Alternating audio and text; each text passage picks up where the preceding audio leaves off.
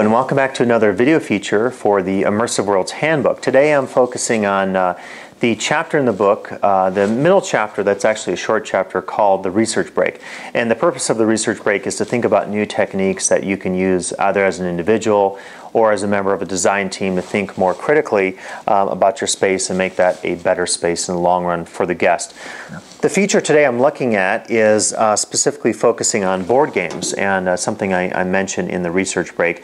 And this particular board game is Matt Leacock's Forbidden Island, which is, I think, a really great game. This is a game for younger people, ages 10 and up, and this is an adventurous game. And what's unique about this game by Leacock, as well as his higher level game for older teens and adults called Pandemic, is his idea of cooperative gameplay.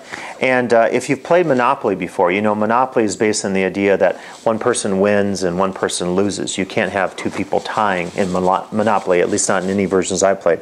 What's cool about cooperative gaming, in this case in these board games, is that if you have a team of 4 to 6 people, either everybody wins, all 4 to 6 of those people, or everybody loses. So it creates a much different dynamic when you're playing the game. And I've played this game quite a few times, and what happens with Forbidden Island is that the premise behind it, you have these tiles that are all place-based kind of tiles, and you set these up randomly.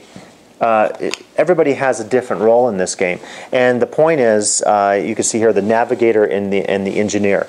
So in this particular game, the idea is there's a complementarity between the different roles that each player is playing and how that relates to the goals. And in Forbidden Island, your goal is to collect these 4 treasures, which are around the board, and you have to do different things to collect the treasures before this particular island floods with water and everyone is thrown into doom. And there's a simple counter here that indicates the levels at which the water rises, and players draw cards, and that determines how these different spaces are flipped over and whether they're flooded or taken off the board, completely gone out of existence. And so what's cool about a game like this is it encourages team play. And I think one of the things, and I can say this having worked in the service industry in the world of theme parks, you need an effective team. And whether it's a design team or your operational team on the ground when you're operating a space, if your team doesn't get along, it's going to lead to negative effects on the guests ultimately, whether it's the design side of the house or the operational side of the house. So I feel that board games of any variety, including these cooperative games, can be used to really get a team to think creatively. The other side of this is the playing of the game. The other side of course, is designing your own games. And there's a bit of a industry online where people talk about ideas of designing new games or adding rule additions or changes to existing games, including some of these games that GameRight does and Matt Leacock and others that are sort of open-ended, where you can add new roles, and they sometimes even give you a blank card that allows you to create a new role or a new feature or facet for that game.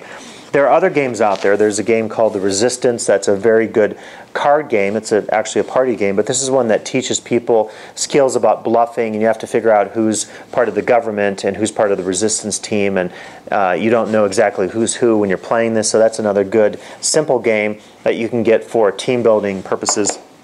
These others, I guess, would be more focused on specific populations, Playing Gods, which is a game about religion. And then this one is, I find, pretty complicated. Z-Man Games, one of these mini complicated German games. This one is called, subtitled The War of Ideas, and it focuses on capitalism, communism, fascism, imperialism, and Islamic fundamentalism, and tries to get the players to think about the different ways in which these political, ideological, cultural systems operate in the world. This may not be a game for team building. It could be, I don't know, but this might be the kind of game you could look at and think about from the perspective of inspiring new board games that maybe you create. You could even create a board game that is geared at your space, and you could think about some ways of doing this such that the players would work on this, and through the process of working on this board game, you would actually then think of new design strategies or operational directions for your space.